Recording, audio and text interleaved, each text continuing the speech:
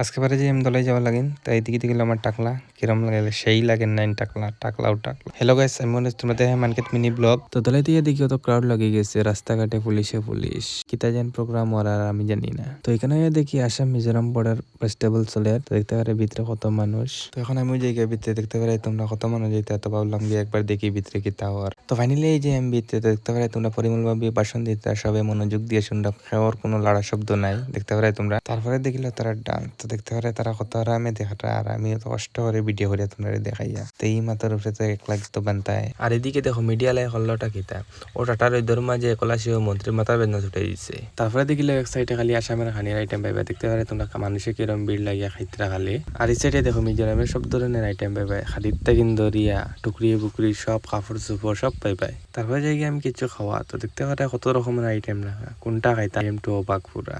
তো দেখতে পারে আমি রাইস বিয়ার, এর দাম হইলো 50 টাকা। কিতা খাইতা রেট পুরো আগুন রেট খাইতা যেন। আর এদিকে দেখো পরিমল ভাবে লইত্রা, আর এদিকে দেখো আমি খাইলাম। টেস্ট আছে অবশ্য, ট্রাই করিও কোনোদিন মিজোরাম গেলে, খুব টেস্ট। তো রাইস বিয়ার খাইয়া হয়ে যাই আমি রিটার্ন। তো আজকে আমি ওইখানে শেষ করলাম। ভিডিওটা ভালো লাগলে লাইক করে ফলো করে, নাইলে তো কিচ্ছু করে নাই। Bye guys.